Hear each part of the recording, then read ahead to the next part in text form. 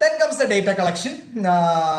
Data collection, we know that data means facts, information, or premises which are systematically collected and formally presented for the purpose of drawing inferences. That is what is called data. Data എന്ന് പറഞ്ഞാൽ എന്താണ്? വസ്തുതകൾ, facts, information, or premises systematically collected. അല്ലാതെ ചുമ്മാതെ അവിടെ ഇവിടെയും പറഞ്ഞു കേൾക്കുന്നതെല്ലാം data അല്ല. അതുകൊണ്ടാണ് സിസ്റ്റമാറ്റിക് ആയിട്ട് കളക്ട് ചെയ്യുന്നത്. ആൻഡ് ഫോർമലി പ്രസന്റഡ്, ഫോർമൽ ആയിട്ട് പ്രസന്റ് ചെയ്യുന്നത് എന്ന് പറഞ്ഞാൽ ടേബിൾ ഒക്കെ ആയിട്ട് നമ്മൾ പ്രസന്റ് ചെയ്യുന്നത് എന്തിനാ? For the purpose of drawing information. That is what is called data. And data are of two types, primary data and secondary data. You know that primary data is the data collected for the first instance by the researcher himself. That is the first hand data. And secondary data is the data collected by someone else, used by them for their purpose, and that is again used by us for our purpose. Secondary data may be published data and unpublished data. And data are of qualitative data and quantitative data. We have already explained that. Qualitative research പറയുന്ന സമയത്ത് numerical ആയിട്ട് express ചെയ്യാൻ കഴിയുന്ന data, quantitative data and attitude, belief, അങ്ങനെയൊക്കെ പറയുന്ന factors ഒക്കെ വരുന്ന qualitative data. And another thing usually asked in research methodology examinations are precautions to be taken while using the secondary data. Secondary data ഉപയോഗിക്കുമ്പോൾ എന്തെല്ലാം precautions ആണ് എടുക്കേണ്ടത്? അത് വേറെ തരത്തിലും ചോദിക്കാം. It is never safe to use secondary data at its face value. Explain എന്ന് പറഞ്ഞിട്ട് ചോദിക്കാം. It is never safe to use secondary data at its face value. Why എന്ന് ചോദിച്ചു കഴിഞ്ഞാൽ സെക്കൻഡറി ഡേറ്റ ഒരിക്കലും നമ്മൾ കാണുന്നത് പോലെ എടുത്ത് നമ്മുടെ സ്റ്റഡിയിൽ ഉപയോഗിക്കാൻ പാടില്ല.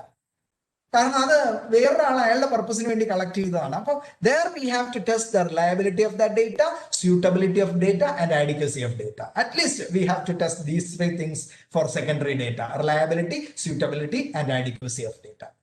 What is reliability? Reliability means sources of data നോക്കിയാൽ മതി. ഈ ഡേറ്റ നമ്മുടെ സ്റ്റഡിക്ക് ഉപയോഗിക്കാൻ കഴിയുന്നതാണോ? സെക്കൻഡറി ഡേറ്റയുടെ പോയിന്റ് ഓഫ് വ്യൂവിലാണ് ഞാൻ പറയുന്നത്. Who collected the data, for what purpose, ഏത് ലെവലിലുള്ള ഒരു കൺസിസ്റ്റൻസിയാണ് അവർ എൻഷുർ ചെയ്തിരുന്നത്, അത് അവർക്ക് അച്ചീവ് ചെയ്യാൻ സാധിച്ചിട്ടുണ്ടോ?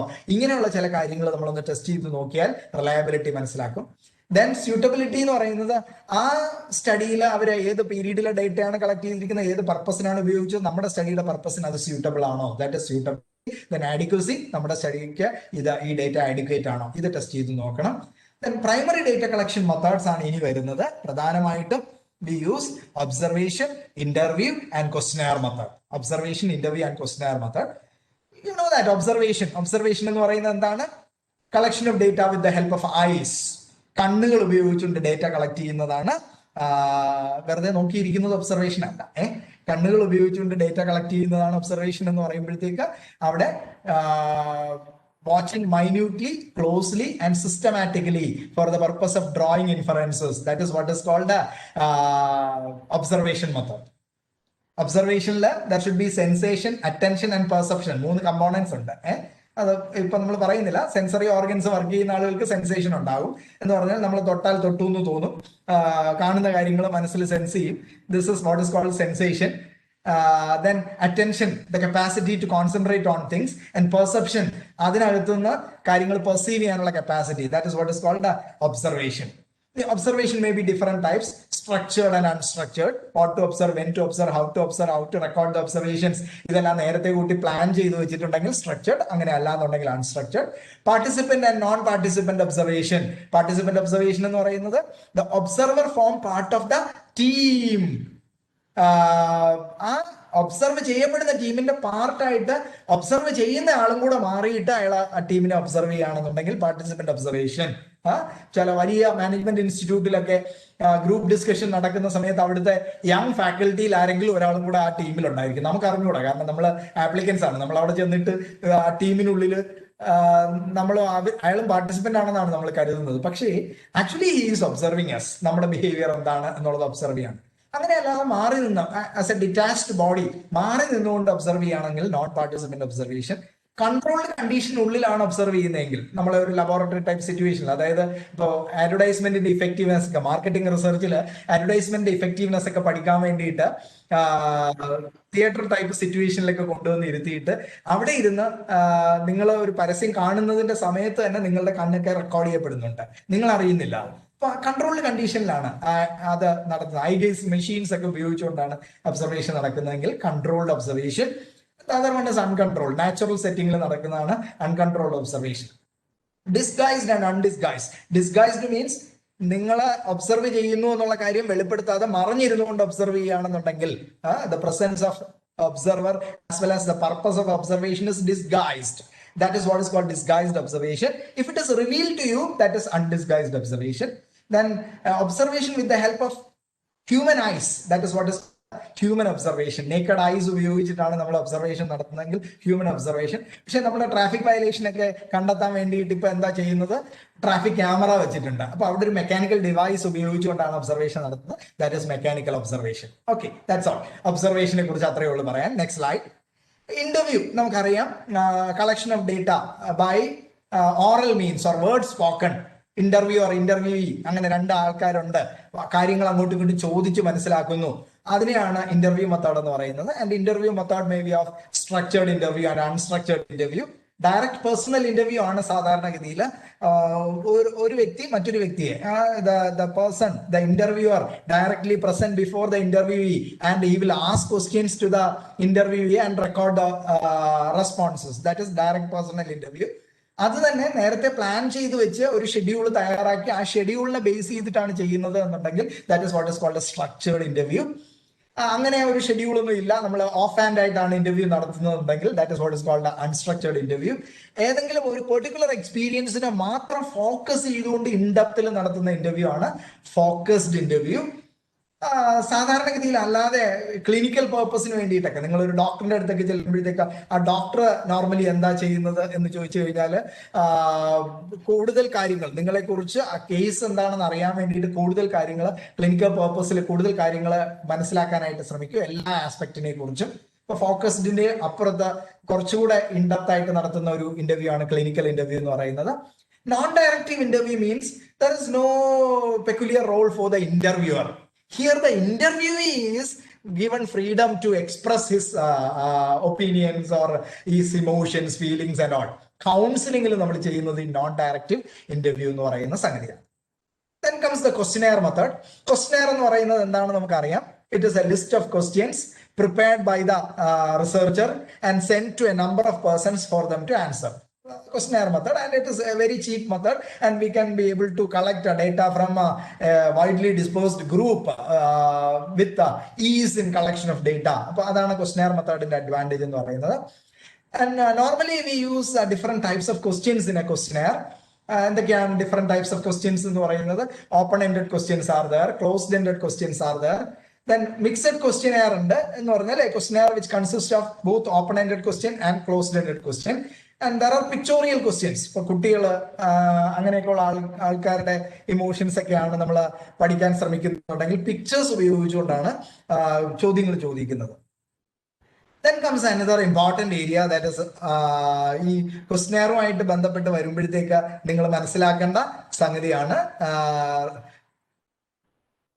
Objectivity, reliability, validity and generalizability എന്ന് പറയുന്നത്. It is not only related with the research tool or research instrument. These are also explained in some textbooks as the characteristics of research design. Research design the characteristics ആയിട്ട് ഇത് പറയാറുണ്ട്. Objectivity, reliability, validity and generalizability. Objectivity, reliability, validity and generalizability. What is objectivity? Objectivity in social research is the principle drawn from positivism. That is, as far as possible, researchers should remain distant from what they study. So findings depend upon the nature of what was studied rather than his personal bias, his personality, his personal beliefs and values of the researcher. എന്ന് പറഞ്ഞാൽ researcher എന്ന് പറയുന്ന ആളും ഒരു human being ആണ്. അതുകൊണ്ട് തന്നെ നമ്മളൊരു റിസർച്ച് ഡിസൈൻ തയ്യാറാക്കുമ്പോൾ അത് ഒബ്ജക്റ്റീവ് ആയിരിക്കണം. ഇപ്പൊ നമ്മൾ ഒബ്ജക്റ്റീവ് ടൈപ്പ് ക്വസ്റ്റ്യൻസ് ആണ് ഇതുവരെ പരീക്ഷയ്ക്ക് ഉപയോഗിച്ചുകൊണ്ടിരുന്നത്. നമുക്ക് യഥാർത്ഥത്തിൽ ഇഷ്ടവും ഒബ്ജക്റ്റീവ് ടൈപ്പ് ക്വസ്റ്റ്യൻ ആണ്. എന്താണ് ഇഷ്ടം? ഒബ്ജക്റ്റീവ് ടൈപ്പ് ക്വസ്റ്റ്യനോട് ഇഷ്ടം വരാനുള്ള കാരണം എന്താണ്? മറ്റൊന്നും കൊണ്ടല്ല, അവിടെ പേപ്പർ നോക്കുന്ന ആളിന്റെ സബ്ജക്റ്റീവ് ജഡ്ജ്മെന്റ്സ് ഒന്നും തന്നെ നമ്മുടെ വാല്യുവേഷനെ എഫക്ട് ചെയ്യാൻ സാധ്യതയില്ല. PSC ഈസ് ടേക്കിംഗ്, ഞാൻ മനസ്സിലാക്കുന്നത് എല്ലാ സ്റ്റെപ്സും അവർ എടുക്കുന്നുണ്ട്. എന്താ ഇത് ഒബ്ജക്റ്റീവായിട്ട് നിലനിർത്താൻ വേണ്ടിയിട്ട് എന്ന് പറഞ്ഞാൽ വാല്യൂ ചെയ്ത പേപ്പറുകൾ സ്കാൻ ചെയ്ത് അപ്ലോഡ് ചെയ്യാൻ വേണ്ടിയിട്ടും അത് നിങ്ങൾക്ക് ഡൗൺലോഡ് ചെയ്യാൻ വേണ്ടിയിട്ടും ഒക്കെ സാധിക്കും എന്ന് പറയുന്ന ലെവലിലൊക്കെ പറയപ്പെടുന്നുണ്ട്. I don't know the technical aspects and all. പക്ഷെ അങ്ങനെയൊക്കെ ചെയ്യുന്നത് എന്തിനാണ്? ഒബ്ജക്ടിവിറ്റി മെയിൻറ്റെയിൻ ചെയ്യാൻ വേണ്ടിയിട്ടാണ്. എന്താണ് ഫിലോസഫിയിലെ പോസിറ്റിവിസത്തിനെ ബേസ് ചെയ്തിട്ടാണ് ഇത് വരുന്നത്. അതായത് as far as possible researchers should remain distanced from what they study. നമ്മൾ പഠിക്കുന്ന കാര്യങ്ങളിൽ നിന്ന് റിസർച്ചർ കഴിയുന്നിടത്തോളം മാറിയിരിക്കണം. അയാളുടെ ആ വിഷയവുമായിട്ട് ബന്ധപ്പെട്ടുള്ള അയാളുടെ ചിന്തകൾ അല്ലെങ്കിൽ അയാളുടെ പേഴ്സണൽ ബയസ് അതെല്ലാം മാറ്റി വെച്ചിട്ടായിരിക്കണം. അപ്പൊ നമ്മുടെ ടൂള് ഒബ്ജക്റ്റീവ് ആയിരിക്കണം, നമ്മുടെ ഡിസൈൻ ഒബ്ജക്റ്റീവ് ആയിരിക്കണം. Never let the personal beliefs and personal values of the researcher to be influence the research being conducted. That is objectivity. But maintaining objectivity itself is subjective. അത് വലിയ പ്രശ്നമാണ്. അതിന് വേണ്ടിയിട്ട് maintain ചെയ്യുന്ന മാർഗങ്ങളൊക്കെ ഇപ്പൊ നിങ്ങൾ വാലിഡിറ്റിയുടെ കേസിൽ തന്നെ ഫേസ് വാലിഡിറ്റി ഒക്കെ എങ്ങനെയാണ് നോക്കുന്നത് എന്നൊക്കെ നമുക്കറിയാം. അത് ഫേസ് വാലിഡിറ്റി നോക്കാൻ വേണ്ടിയിട്ട് നമ്മൾ എക്സ്പേർട്ട് പാനലിൽ വെച്ചിട്ട് അവരുടെ കയ്യിൽ കൊടുക്കും, അവർ നോക്കിയിട്ട് പറയുന്നു. അപ്പൊ എക്സ്പേർട്ട് പാനലിലുള്ളവർക്ക് എല്ലാവർക്കും ഒരേ ഒപ്പീനിയൻ വരണമെന്നൊന്നും ഇല്ല, അവിടെ സബ്ജക്ടിവിറ്റി ഒക്കെ വരാം. Reliability. What is reliability? Reliability refers to the accuracy in measuring. The accuracy in measuring. We used to mention it as the stability and consistency of results. So the stability and consistency of result are the indicators of reliability of a tool. That means ഒരു tool ഉപയോഗിച്ച് നമ്മൾ ഒന്നിലധികം തവണ data collect ചെയ്താലും ഒരേ response തന്നെ കിട്ടാനുള്ള അല്ലെങ്കിൽ ഒരേ റെസ്പോൺസ് തന്നെ കോൾ ഫോർ ചെയ്യാനുള്ള ആ ടൂളിന്റെ കപ്പാസിറ്റിയാണ് റിലയബിലിറ്റി എന്ന് പറയുന്നത്. So consistency throughout a series of measurement. Consistency throughout a series of measurement. What are the different methods used to measure reliability? You know that test retest method ഉപയോഗിക്കാറുണ്ട് സാധാരണഗതിയിൽ. To measure reliability test retest method ഉപയോഗിക്കാറുണ്ട്. അതായത് the question is administered for a second time to the same group of respondents. ആദ്യം ഒരു തവണ അവർക്ക് കൊടുത്തു, എന്നിട്ട് for a second time the same questionnaire is administered after a gap of few weeks or few months. നമ്മൾ വീണ്ടും ഇത് കൊടുത്തു നോക്കുകയാണ്. And the results are then compared and checked for consistency. അത് ചെക്ക് ചെയ്യാൻ വേണ്ടി നമ്മൾ കോറിലേഷൻ കോഎഫിഷ്യന്റ് ആണ് എടുക്കുന്നത്. ആദ്യത്തെ റിസൾട്ടും ഇപ്പോഴത്തെ റിസൾട്ടിന്റെയും കോറിലേഷൻ കോഎഫിഷ്യന്റ് തമ്മിൽ കമ്പയർ ചെയ്ത് നോക്കും. If the correlation coefficient is high, the reliability is more. Another test is parallel form test. എന്താണ് parallel form test എന്ന് പറയുന്നത്? Two sets of questionnaires are prepared. Simultaneously നമ്മൾ രണ്ട് സെറ്റ് ഓഫ് questionnaires പ്രിപ്പയർ ചെയ്യും. ആ രണ്ട് സെറ്റ് പ്രിപ്പയർ ചെയ്യുമ്പോൾ the contents of the questions would be the same. രണ്ടിലെയും കണ്ടന്റ് ഒന്ന് തന്നെയാണ്. But the wordings and order of the questions would be changed in the two sets. വ്യത്യസ്ത തരത്തിലായിരിക്കും ചോദിക്കുന്നത്, അതിന്റെ ഓർഡറും ഒക്കെ മാറ്റി കൊടുക്കും. എന്നിട്ട് these two sets are administered either to two different groups of respondents or to the same group of respondents at different times. ഒന്നെങ്കിൽ ഇത് രണ്ട് ഗ്രൂപ്പിന് കൊടുത്തു നോക്കും, അല്ലെങ്കിൽ ഒരു ഗ്രൂപ്പിന് തന്നെ രണ്ട് ക്വസ്റ്റ്യനെയർ ഒരു ഗ്യാപ്പ് ഇട്ടിട്ട് കൊടുത്തു നോക്കും. And the correlation between the results of two parallel test would be calculated. If higher the correlation indicates stability in result. That is parallel form test. Then comes the validity. What is validity? It refers to the ability to collect and measure the information intended to be collected and measured. നമ്മളൊരു tool ഉണ്ടാക്കുന്നത് ഒരു കാര്യം measure ചെയ്യാൻ വേണ്ടിയിട്ട് മാത്രമാണ്. ഇപ്പോ IQ measure ചെയ്യാൻ വേണ്ടിയിട്ട് നമ്മളൊരു ടൂൾ ഉണ്ടാക്കി കഴിഞ്ഞാൽ അത് IQ മാത്രം മെഷർ ചെയ്താൽ മതി. അങ്ങനെ IQ മെഷർ ചെയ്യാനുള്ള അതിന്റെ കപ്പാസിറ്റിയാണ് അതിന്റെ വാലിഡിറ്റി എന്ന് പറയുന്നത്. So it refers to the ability to collect and measure the information intended to be collected and measured. So the test of validity examine whether the items in the questionnaire actually collect and measure what they are supposed to collect and measure.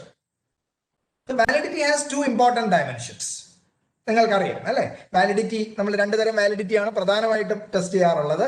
Content validity and construct validity. Content validity and construct validity. So the content validity, that is the condition where an adequate set of items that measure the different variables or information are included in the questionnaire.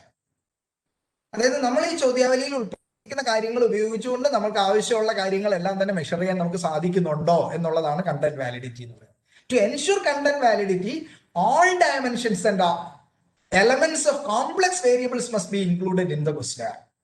And a panel of judges or experts can study the questionnaire and attest the content validity. That is the way in which we assess the content validity usually. And the next one is construct validity. It refers to the configuration of the questions and structure of the questionnaire. It ensures that the questions have been formulated correctly and placed in the proper logical order. Proper logical ഓർഡറിലാണ് അത് ചെയ്തിരിക്കുന്നത് എന്നുള്ളത് ensure ചെയ്യാൻ, അതിന്റെ configuration ഒക്കെ എല്ലാവർക്കും മനസ്സിലാകുന്ന തരത്തിലാണ് എന്നുള്ളത് എൻഷുർ ചെയ്യാൻ വേണ്ടിയിട്ടാണ്. Normally we made some pilot study to test it.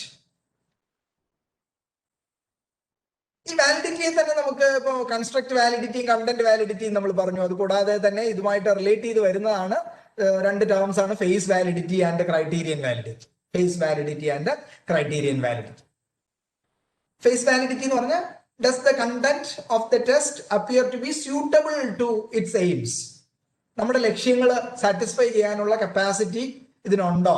Face validity. ഞാൻ നേരത്തെ പറഞ്ഞു ഫേസ് വാലിഡിറ്റി ടെസ്റ്റ് ചെയ്യുമ്പോഴത്തേക്ക് അത് കുറച്ച് സബ്ജക്റ്റീവ് ആകാറുണ്ട് സാധാരണ.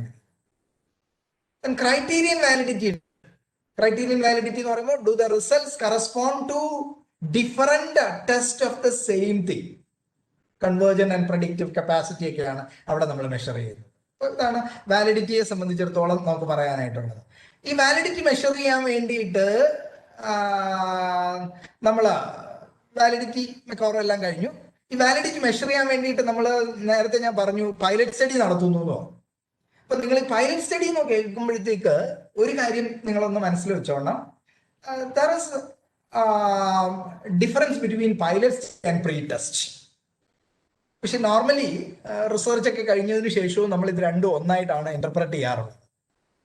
Pilot study and pre test. What is the difference between pilot study and pre test? Pilot study is a small study conducted before the final study. It provides better knowledge of the problem and its dimensions. It enables to understand the nature of population to be surveyed and the field of problems to be studied. നമ്മൾ actual study തുടങ്ങുന്നതിന് മുൻപ് തന്നെ ഒരു small study നമ്മൾ conduct ചെയ്ത് നോക്കുന്നു. എന്തിനാ? നമ്മുടെ പ്രോബ്ലം അതിന്റെ വ്യത്യസ്ത ഡയമെൻഷൻസ് എന്തൊക്കെയാണെന്ന് അറിയാൻ വേണ്ടിയിട്ട്, സ്റ്റഡിയുടെ നേച്ചർ അറിയാൻ, നമ്മുടെ പോപ്പുലേഷന്റെ നേച്ചർ അറിയാൻ, എന്തെല്ലാം ഏരിയാസ് ആണ് നമ്മൾ സ്റ്റഡിയിൽ ഇൻക്ലൂഡ് ചെയ്യേണ്ടത് എന്നറിയാൻ വേണ്ടി. So it is A miniature, it's A small study of the actual study.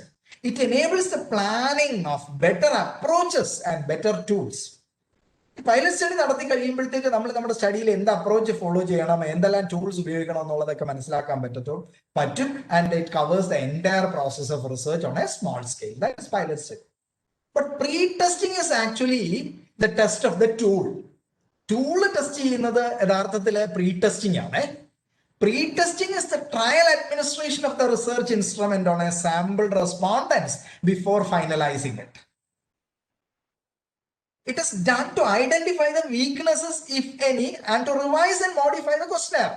നമ്മുടെ ക്വസ്റ്റ്യൻ അല്ലെങ്കിൽ ഇന്റർവ്യൂ ഷെഡ്യൂൾ പ്രീ ടെസ്റ്റ് ചെയ്ത് നോക്കി കഴിഞ്ഞിട്ട് അതിലെന്തെങ്കിലും പ്രശ്നങ്ങൾ ഉണ്ടെന്നുണ്ടെങ്കിൽ അത് നമുക്ക് റിവൈസ് ചെയ്യാൻ, ഫൈനൽ ഡ്രാഫ്റ്റ് ഉണ്ടാക്കാൻ വേണ്ടിയിട്ടൊക്കെ ഇത് നമ്മളെ സഹായിക്കുന്നു എന്നുള്ളതാണ്. ഓക്കെ, ഇനി നമുക്ക് അടുത്ത ഏരിയയിലേക്ക് പോകാം. Okay, proceed to the next slide. Next slide is regarding measurement. Okay, look, measurement, it is the process of observing and recording the observations that are collected as part of the research effort. നമ്മുടെ റിസർച്ചിന്റെ ഭാഗമായിട്ട് നമ്മൾ കുറെ information observe ചെയ്യുന്നു, എന്നിട്ട് അത് എങ്ങനെ record ചെയ്യാം, അതാണ് നമ്മുടെ മെഷർമെന്റ് എന്നുകൊണ്ട് ഉദ്ദേശിക്കുന്നത്. And the 4 major levels of measurement are nominal, ordinal, interval and ratio. Major scales: nominal scale, ordinal scale, interval scale and ratio scale. Next slide. The first one is nominal scale. എന്താണ് nominal scale എന്ന് പറയുന്നത്? So here the individuals or objects being studied are grouped into different categories, and each category is assigned a number to distinguish between categories. അവിടെ നമ്മൾ number കൊടുക്കുന്നത് just to distinguish between categories. ഇപ്പൊ നമ്മൾ നേരത്തെ പറഞ്ഞു gender എന്ന് പറഞ്ഞത് കൊടുത്തു, എന്നിട്ട് മെയിൽ, ഫീമെയിൽ, ട്രാൻസ്ജെൻഡർ എന്ന് പറഞ്ഞിട്ട് 3 ആൻസേഴ്സ് കൊടുത്തിട്ടുണ്ട്. And male is designated as 1 and female as 2 and transgender as 3. This 1, 2, 3 എന്ന് പറയുന്ന നമ്പറിന് അവിടെ യാതൊരു റിലവൻസും ഇല്ല. അത് ജസ്റ്റ് ആ കാറ്റഗറിയെ ഒന്ന് മനസ്സിലാക്കാൻ, ഡിസ്റ്റിങ്വിഷ് ചെയ്യാൻ വേണ്ടിയിട്ട് മാത്രമാണ്. So the numbers are used to name the categories only. Its mathematical properties have no relevance here. It is only a grouping scale rather than a measuring scale. That is nominal scale. What about ordinal scale? Okay. Ordinal scale ne kurichu nammal manasilakkupozhthekku ordinal scale il parayunnathu ordinal scale is used to indicate the order of individuals or objects being studied in relation to any characteristics or attributes possessed by the individual or object. നമ്മൾ ഏത് ഒബ്ജക്റ്റിനെയാണ് അല്ലെങ്കിൽ ഏത് ഇൻഡിവിജ്വലിനെയാണ് നമ്മൾ observe ചെയ്യുന്നത്, അവർ process ചെയ്യുന്ന ക്യാരക്ടറിന്റെ അല്ലെങ്കിൽ ആ individuals ഏതൊരു ഓർഡറിലാണ് നമുക്ക് അറേഞ്ച് ചെയ്യാൻ സാധിക്കുന്നത്, അതാണ് ഓർഡിനൽ സ്കെയിൽ എന്ന് പറയുന്നത്. So order of individuals are depicted here. And the third scale, interval scale. Interval scale, the intervals between the consecutive numbers on the scales are assumed to be equal. The relative position of persons or objects in the scale are at equal distance.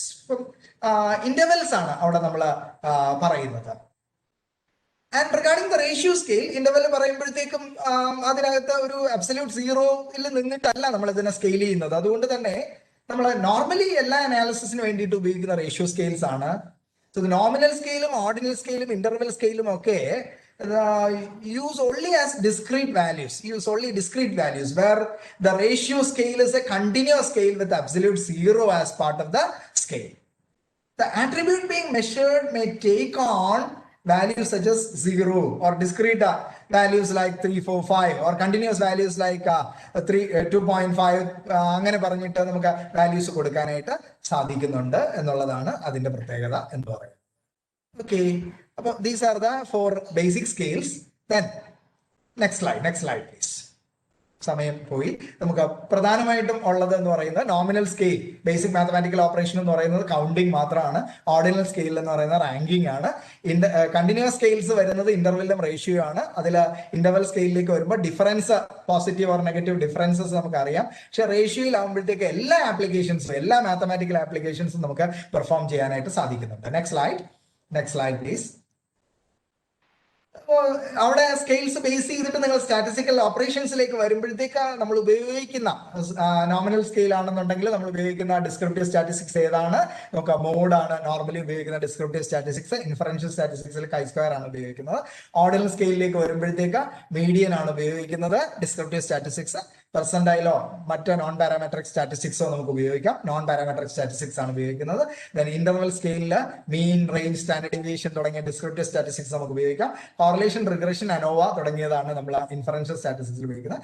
റേഷ്യോയിലേക്ക് വരുമ്പോഴത്തേക്ക് geometric mean, harmonic mean, coefficient variation തുടങ്ങിയ absolute മെഷേഴ്സിൽ നിന്ന് relative മെഷേഴ്സിലേക്ക് നമുക്ക് proceed ചെയ്യാനായിട്ട് സാധിക്കും. Okay, next please. നമ്മുടെ measurement ഒരു extension ആയിട്ടാണ് നമ്മൾ സാധാരണ ഉപയോഗിക്കുന്ന വേറെ ചില സ്കെയിൽസ് പറയാണ്. Rating scales, graphic rating scales ആണ് അവിടെ പിക്ചറിൽ കാണിച്ചിരിക്കുന്നത് പോലെ തന്നെ. ഒരു ഗ്രാഫ് നമ്മൾ ഉപയോഗിക്കുന്നു. അവിടെ 2 എക്സ്ട്രീം പോയിന്റ്സ് ഉണ്ട്, unhappy, 2 extreme points. And in between 1, 2, 3, 4, 5, 6 എന്ന് പറഞ്ഞിട്ട് 10 വരെയുള്ള പോയിന്റ്സ് കൊടുത്തിട്ടുണ്ട്. നമ്മൾ ഒരു ടേം കൊടുക്കും. അതിൽ അവരുടെ എഗ്രിമെന്റ്, ഡിസഗ്രിമെന്റ് എന്ന് പറയുന്നത് ഇതിനകത്ത് ഏത് പോയിന്റിലാണ് എന്നുള്ളത് നമുക്ക് ഈ സ്കെയിലിലൂടെ കറക്റ്റ് ആയിട്ട് മാർക്ക് ചെയ്തെടുക്കാനായിട്ട് സാധിക്കും. Graphic rating scales include a graphic continuum anchored between 2 extreme points. That is the graphic rating scale. Next, constant sum scale ഉണ്ട്. ഇവിടെ നമ്മൾ എന്താ ചെയ്യുന്നതെന്ന് ചോദിച്ചു കഴിഞ്ഞാൽ നമ്മളൊരു കോൺസ്റ്റന്റ് സം അവിടെ പ്രൊവൈഡ് ചെയ്തിട്ടുണ്ട്. Total should be 100 and several attributes are given here. ഈ ഓരോ ആട്രിബ്യൂട്ടിനും ഈ 100ൽ എത്ര പോയിന്റ്സ് ആണ് അവർ അസൈൻ ചെയ്യുന്നത് എന്നുള്ളത് റെസ്പോണ്ടന്റിനോട് ആവശ്യപ്പെടുന്നു. So require the respondent to divide a set of numbers of points, usually 100, to rate 2 or more attributes. That is the constant sum scale. Next, semantic differential scales are there. It measures the respondent's attitude about strengths and weaknesses of a concept or construct. അവിടെ നമ്മൾ കണ്ടില്ലേ ഒരു construct നമ്മൾ കൊടുത്തിട്ടുണ്ട്. ആ construct clean and dirty, രണ്ട് extreme points and in between 7 points are given. അതിൽ അവർക്ക് മാർക്ക് ചെയ്യാനായിട്ട് സാധിക്കും. അപ്പൊ ഇങ്ങനെ ഇതാണ് സിമാന്റിക് ഡിഫറൻഷ്യൽ സ്കെയിൽ എന്ന് പറയുന്നത്. നെക്സ്റ്റ് paired comparison ഉണ്ട്. ഇപ്പൊ measurement scale that ask the respondent to select one of the 2 alternatives. 2 pair കൊടുത്തിട്ട് അതിനകത്തുനിന്ന് ഏതാണ് ബെറ്റർ എന്നുള്ളത് അവർ പെയർഡ് കമ്പാരിസൺ, 2 പെയർസ് കമ്പയർ ചെയ്യാൻ വേണ്ടിയിട്ട് ഉപയോഗിക്കുന്ന സ്കെയിൽസ് ആണ് പെയർഡ് കമ്പാരിസൺ സ്കെയിൽ എന്ന് പറയുന്നത്. Next staple scale, it requires the respondent to rate a concept on a scale of -5 to +5. അത് എപ്പോഴും -5 to +5 തന്നെ ആവണമെന്നില്ല, -3 to +3 ആകാം. ന്യൂട്രൽ പോയിന്റ് ഒന്നുമില്ല, 0 ഒന്നുമില്ല. അവിടെ നമ്മൾ സ്റ്റാർട്ട് ചെയ്യുന്നത് സ്കെയിലിൽ നിങ്ങൾ നോക്കിയാൽ കാണാം, ആട്രിബ്യൂട്ട് ഒരു സൈഡിൽ കൊടുക്കുന്നു, എന്നിട്ട് അത് കഴിഞ്ഞതിന് ശേഷം വെരി ഗുഡ്, വെരി പുവർ എന്ന 2 എക്സ്ട്രീംസ് കൊടുത്തിട്ടുണ്ട്. +5 മുതൽ പിന്നെ -1, -2 തുടങ്ങി -5 വരെയുള്ള പോയിന്റ്സ് ആണ്. അത് ന്യൂട്രൽ പോയിന്റ്സ് ഇല്ല എന്നുള്ളതാണ് ഈ സ്കെയിലിന്റെ പ്രത്യേകത. Next Likert scale. Normally in social science researches we are using Likert scale, 5-point scale, 7-point scale. ഇതാണ് നമ്മൾ ഉപയോഗിക്കുന്നത്. Typically a 5-point scale that ranges from strongly disagree, neutral to strongly disagree. ഇവിടെ ഏറ്റവും പ്രധാനപ്പെട്ട പ്രത്യേകത എന്താണെന്ന് ചോദിച്ചു കഴിഞ്ഞാൽ there is a neutral point in between. Next. So നമ്മൾ ഡേറ്റ കളക്ട് ചെയ്യുന്നു, ഡേറ്റയുടെ മെഷർമെന്റ് അതിനു വേണ്ടിയിട്ട് ഉപയോഗിക്കുന്ന സ്കെയിൽസ് ആണ് പറഞ്ഞത്. Then ഈ നമ്മൾ കളക്ട് ചെയ്ത data it is in the raw form. ആ റോ ഫോമിലുള്ള ഡേറ്റയെ നമ്മൾ പ്രോസസ്സിങ്ങിന് വേണ്ടിയിട്ട് അറേഞ്ച് ചെയ്യുന്നു. സോ ദർ കംസ് പ്രോസസ്സിങ്ങിനുള്ളിൽ വരുന്ന കാര്യം എന്ന് പറയുന്നത് to make it suitable for analysis. അതാണ് പ്രോസസ്സിങ്ങിന്റെ ഇന്റൻഷൻ എന്ന് പറയുന്നത്, to make the raw data suitable for analysis. അവിടെ നമ്മൾ ഉപയോഗിക്കുന്നത് editing, coding, data entry, classification and tabulation തുടങ്ങിയതാണ്. ഇന്ന് നമ്മൾ കമ്പ്യൂട്ടറൊക്കെ ഉപയോഗിക്കുന്നതാണ് ഡേറ്റ എൻട്രി എന്ന് പറയുന്ന ഒരു പ്രോസസ്സ് കൂടെ അതിനുള്ളിൽ വന്നത്. So editing means checking the field schedules. നമ്മൾ ഫീൽഡിൽ പോയി ഡേറ്റ കളക്ട് ചെയ്തത് നമ്മൾ ചെക്ക് ചെയ്ത് നോക്കുന്നു. എന്തിനു വേണ്ടിയിട്ടാണ്? Checking for checking the accuracy of data, consistency, then uniformity, completeness, deciphering തുടങ്ങി ഇങ്ങനെ അനേകം പർപ്പസ് ഉണ്ട് എഡിറ്റിങ്ങിന്. ഇപ്പോൾ നമ്മൾ കളക്ട് ചെയ്ത ഡേറ്റ ആക്യുറേറ്റ് ആണോ, അത് കൺസിസ്റ്റന്റ് ആണോ, അപ്പൊ ഇതൊക്കെ നമ്മൾ ടെസ്റ്റ് ചെയ്ത് നോക്കുകയാണ് ചെയ്യുന്നത്. ഫീൽഡ് എഡിറ്റിംഗും ഉണ്ട്, സെപ്പറേറ്റ് എഡിറ്റിംഗ് ഓഫീസിൽ വന്നിട്ട് സെൻട്രലൈസ്ഡ് എഡിറ്റിംഗും ഉണ്ട്. അങ്ങനെ എഡിറ്റിംഗ് നടത്തി ഷെഡ്യൂൾ കംപ്ലീറ്റ് ആണെന്ന് എൻഷുർ ചെയ്തിട്ടാണ് അടുത്ത പ്രോസസ്സിലേക്ക് പോകുന്നത്. Coding simply refers to assigning codes which is meant for numerals ഒക്കെ നമ്മൾ കോഡായിട്ട് കൊടുക്കുന്നു. എന്തിനു വേണ്ടിയിട്ടാണ്? To enable the data entry easy ആയിട്ട്. നേരത്തെ നമ്മൾ പറഞ്ഞില്ലേ, ഇപ്പം ജെൻഡർ, മെയിൽ, ഫീമെയിൽ, ട്രാൻസ്ജെൻഡർ എന്ന് പറഞ്ഞു 1, 2, 3 എന്ന് കൊടുക്കുന്നു. അതിനനുസരിച്ച് നമുക്ക് എൻട്രി ചെയ്യാൻ സാധിക്കും. അപ്പൊ കോഡ് ജസ്റ്റ് ഡേറ്റ എൻട്രി പർപ്പസിന് വേണ്ടിയിട്ട് മാത്രം നമ്മൾ ഉപയോഗിക്കുന്നതാണ്. Then comes the data entry. നിങ്ങൾക്ക് അറിയാം അതെന്താണെന്ന്. Then classification based on certain attributes, characteristics, similarities, ഡിസിമിലാരിറ്റീസിന്റെ ഒക്കെ അടിസ്ഥാനത്തിൽ ഗ്രൂപ്പുകളായിട്ട് ക്ലാസിഫൈ ചെയ്യുന്നു. ഇപ്പം റൂറൽ ഏരിയയിൽ നിന്ന് വരുന്ന ആൾക്കാർ, അർബൻ ഏരിയയിൽ നിന്ന് വരുന്ന ആൾക്കാർ ക്ലാസിഫൈ ചെയ്തിട്ടാണ് നമ്മൾ സാധാരണ ടേബിൾ ആയിട്ടൊക്കെ ഇത് പ്രസന്റ് ചെയ്യുന്നത്. അതുപോലെ തന്നെ എംപ്ലോയിഡ് ആയിട്ടുള്ള ആൾക്കാർ, അൺഎംപ്ലോയിഡ് ആയിട്ടുള്ള ആൾക്കാർ, ഇങ്ങനെ പറഞ്ഞിട്ട് നമ്മൾ ഏതെങ്കിലും ക്യാരക്ടറിസ്റ്റിക്സിന്റെ അടിസ്ഥാനത്തിൽ ഗ്രൂപ്പ്സ് ആയിട്ട് ഫോം ചെയ്യുന്നതിനെയാണ് ക്ലാസിഫിക്കേഷൻ എന്ന് പറയുന്നത്. And the classified data is presented in the form of rows and columns, in the form of tables. That is what is called a tabulation. You know the contents of tables and all. അപ്പം അതിനെ കുറിച്ച് പിന്നെ detail ആയിട്ട് പറയേണ്ട കാര്യമില്ല. So tabulation is the. ഇത്രയും കഴിയുമ്പോൾ processing കഴിഞ്ഞു. Then analysis of data.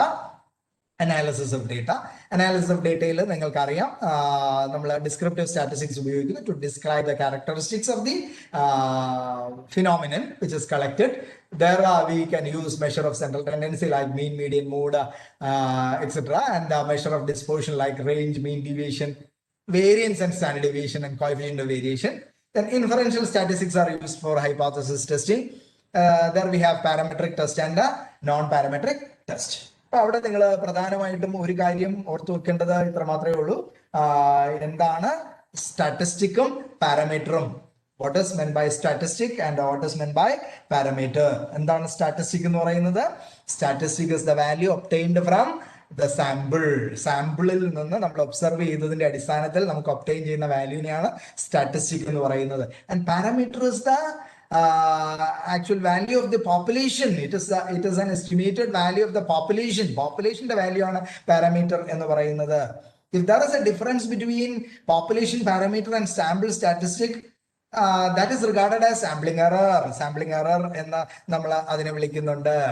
അപ്പോ സാമ്പിളിംഗ് എറർ എന്ന് പറയുന്നത്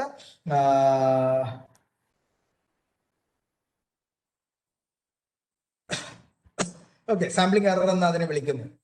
parametric data, non parametric data, ഡേറ്റയുടെ ക്യാരക്ടറിസ്റ്റിക് വെച്ചിട്ടാണ് പാരാമെട്രിക് ടെസ്റ്റ് വേണോ നോൺ പാരാമെട്രിക് ടെസ്റ്റ് വേണോ എന്ന് നമ്മൾ തീരുമാനിക്കുന്നത്. What is parametric data?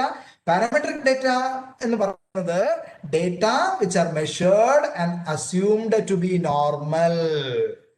Normal ആണെന്ന് അസ്യൂം ചെയ്യുന്ന data, measured and are assumed to be normal or nearly normally distributed in a population. പോപ്പുലേഷനിൽ നോർമലി ഡിസ്ട്രിബ്യൂട്ടഡ് ആയിട്ടുള്ള ഡേറ്റ ആണ് എന്നുള്ള അസംഷനിൽ വരുന്ന data. Ratio scale and interview scale data are considered to be parametric data. Normally we use Pearson's correlation coefficient, regression analysis, set test, t-test, ANOVA. These are the commonly used statistical tests for parametric data.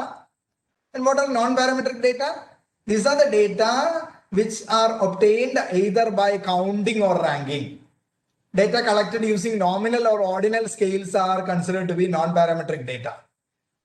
The assumption regarding normal distribution of data in the population is not insisted upon in the case of non-parametric data. For the statistical tests applied to such data are non-parametric, or it is also called as distribution-free test.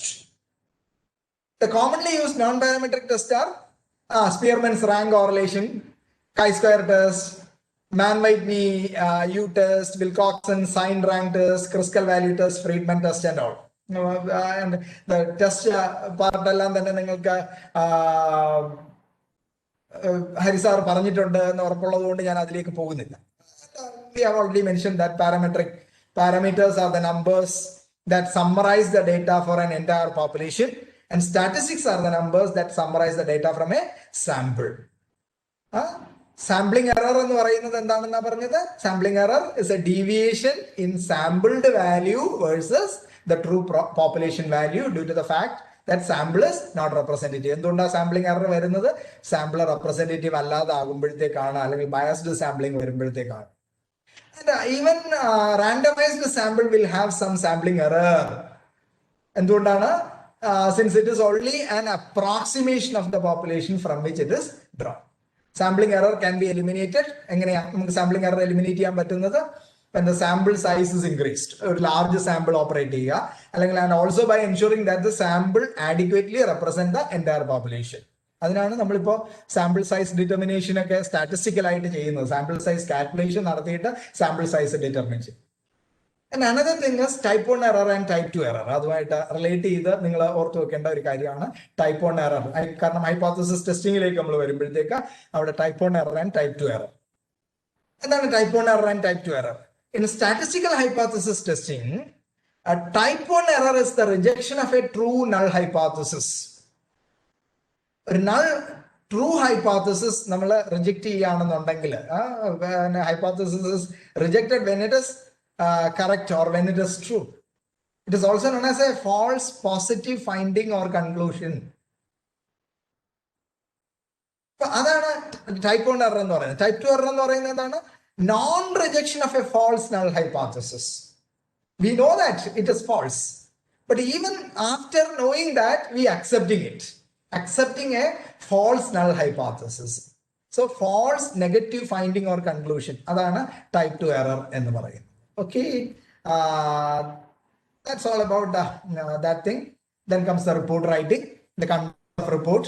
നിങ്ങൾക്കറിയാം, ഒരു research report എന്ന് പറയുന്നത് 3 broad areas ആയിട്ട് divide ചെയ്തിരിക്കുന്നു. Preliminary items or prefatory items, then a body of report and terminal items. What are the preliminary items? The title page, declaration, certificate of the supervisor, acknowledgements, table of contents, list of tables, list of figures, and executive summary. Normally in our university, the executive summary was not insisted till recently.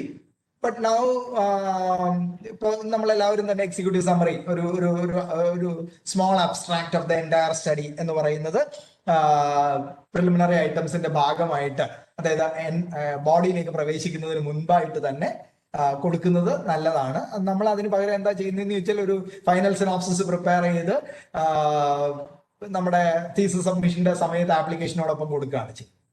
So these are the preliminary items, and the body is divided into basically into 5 chapters depending upon the nature of study. നിങ്ങൾക്ക് ഇഷ്ടമുള്ളതുപോലെ divide ചെയ്യാം. There is no hard and fast rule regarding this, but the body is basically divided into 5 chapters: the introduction chapter, and then the literature review chapter, then a theoretical framework, data presentation and analysis, and findings and conclusion. These are the basic body chapters. Then comes the terminal items, bibliography, appendix. Bibliography gives an overview of the entire works which we referred during the course of preparation of this particular report and all. Then appendix is really a copy of the tool which is used for collection of data is appended, or if there are some complex tables, complex calculations and all, or some diagrams to be presented as part of this, നമ്മൾ അത് ബോഡിയുടെ പാർട്ടാക്കി മാറ്റുന്നതിന് പകരമായിട്ട് അത് append ചെയ്യാറുണ്ട്. These are called appendix. ഇതാണ് ഒരു റിപ്പോർട്ടിന്റെ ഭാഗമായിട്ട് വരുന്ന പ്രധാനപ്പെട്ട സംഗതി. Okay, that's all. Then reference format, നമ്മൾ ഉപയോഗിക്കുന്ന ബേസിക് റെഫറൻസ് ഫോർമാറ്റ് എന്ന് പറയുന്നത് APA ആണ്, അമേരിക്കൻ സൈക്കോളജിക്കൽ അസോസിയേഷന്റെ ഫോർമാറ്റ് ആണ്. നിങ്ങൾക്കറിയാം, അല്ലെങ്കിൽ നിങ്ങൾ റിപ്പോർട്ടുകളിൽ കണ്ടിട്ടുണ്ട്. അപ്പോൾ ഞാനിത് ഈ പ്രിപ്പറേഷന് വേണ്ടിയിട്ട് ഉപയോഗിച്ച ബേസിക് ആയിട്ടുള്ള ടെക്സ്റ്റ് ആണ് അവിടെ റെഫറൻസ് ആയിട്ട് എഴുതിയിരിക്കുന്നത്. നമ്മുടെ കെവിൻ സാറിന്റെ റിസർച്ച് മെത്തഡോളജി ടെക്സ്റ്റ് ബുക്ക് നമ്മുടെ ലൈബ്രറീസിലൊക്കെ ഉണ്ട്. വളരെ സിമ്പിൾ ആയിട്ട് സാറിന്റെ പുസ്തകം വായിച്ചാൽ നമുക്ക് കാര്യങ്ങൾ മനസ്സിലാകും. അപ്പോൾ name of the author, then year in brackets, then the name of the textbook, then comes the place of publication and publisher's name. ഇതാണ് നമ്മൾ ഉപയോഗിക്കുന്നത്. ഒന്നിലധികം ഓതേഴ്സ് ഉണ്ടെങ്കിലും ഇങ്ങനെ തന്നെയാണ്. റിസർച്ച് ആർട്ടിക്കിൾ വരുമ്പോഴത്തേക്ക് ആ ആർട്ടിക്കിളിന്റെ ടൈറ്റിൽ ദെൻ ജേർണലിന്റെ പേര് എന്നുള്ള ലെവലിലാണ് ഉപയോഗിക്കുന്നത്. Then MLA style, modern language association style ഉപയോഗിക്കാറുണ്ട്. Usually that is used in languages, and Chicago style is there for a preparation of bibliography that is used in history and all. Social science സബ്ജക്ട്സിൽ തന്നെ history പോലെയുള്ള സബ്ജക്റ്റുകളിലാണ് Chicago style പ്രധാനമായിട്ട് ഉപയോഗിക്കുന്നത് for preparation of notes and bibliography. Okay, next. So I'm concluding here. വേറെ നിങ്ങൾ നോക്കേണ്ട പ്രധാനപ്പെട്ട സംഗതികൾ എന്ന് പറയുന്നത്, one is plagiarism in research. You know that plagiarism എന്ന് പറയുന്നത് അൺഓതറൈസ്ഡ് കോപ്പിയിങ് ആണ്. വേറൊരാളുടെ അനുവാദം കൂടാതെ അയാള് ചെയ്തു വെച്ചിരിക്കുന്ന കാര്യങ്ങൾ നമ്മുടെ കണ്ടന്റിന്റെ ഭാഗമാക്കി മാറ്റി കഴിഞ്ഞാൽ that is what is called plagiarism. Plagiarism എന്ന് പറയുന്നത് actually there is an ethical issue. Being an ethical citizen is very important. So research ചെയ്യുമ്പോഴത്തേക്ക് നമ്മൾ എത്തിക്കൽ ആയിരിക്കണം. അപ്പോൾ അങ്ങനെ എത്തിക്കൽ ആയിരിക്കുക എന്ന് പറയുന്ന റിസർച്ച് എത്തിക്സ് എന്ന് പറയുന്ന ഒരു ഭാഗമുണ്ട്. Then you have to know the significance level, confidence level. Then types of റിസർച്ചിൽ ചില പുസ്തകങ്ങളിലെങ്കിലും എക്സ്പോസ്റ്റ് ഫാക്ടോ റിസർച്ച് എന്ന് പറഞ്ഞിട്ട്, പോസ്റ്റ് ഫാക്ടോ എന്ന് പറഞ്ഞാൽ തന്നെ അതിലുണ്ട് ഒരു ഫാക്ട് സംഭവിച്ചു കഴിഞ്ഞതിന് ശേഷം അതിനെക്കുറിച്ച് റിസർച്ച് ചെയ്യുമ്പോഴത്തേക്ക് that is what is called ex post facto research. These are the major areas. നിങ്ങൾ അതിനെക്കുറിച്ചൊക്കെ ജസ്റ്റ് ഒന്ന് നോക്കിക്കോണം. Okay, next. So I'm just concluding here. അടുത്ത സ്ലൈഡ് ആപ്ലിക്കബിൾ അല്ല, അത് ജസ്റ്റ് സിലബസിൽ ഒന്ന് കോപ്പി ചെയ്തിട്ടു എന്നുള്ളതേ ഉള്ളൂ. Okay, previous slide. So I think we almost have cruised 2.5-3 hours. 3 നമ്മൾ എത്തുന്നു. ബട്ട് ഞാൻ ശ്രമിച്ചത് ഇത്ര മാത്രമേ ഉള്ളൂ. എൻറ്റയർ സിലബസിലൂടെ വളരെ വേഗത്തിൽ നമ്മൾ ഓടാൻ ശ്രമിക്കുകയായിരുന്നു. നിങ്ങൾ ഇനി ഇത് ഒരു basically we expect only 2 questions from the research methodology area. But key ആയിട്ട് വരാവുന്ന ഏരിയാസ് ഒക്കെ തന്നെ ഞാൻ പറഞ്ഞു. നിങ്ങൾ ഇതിനകത്ത് പ്രധാനമായിട്ടും ഉള്ള ഏരിയാസ് ഒക്കെ ഒന്നുകൂടെ ഒന്ന് റെഫർ ചെയ്ത് ഡീറ്റെയിൽഡ് ആയിട്ട് പ്രിപ്പയർ ചെയ്യുക. So wish you all good luck.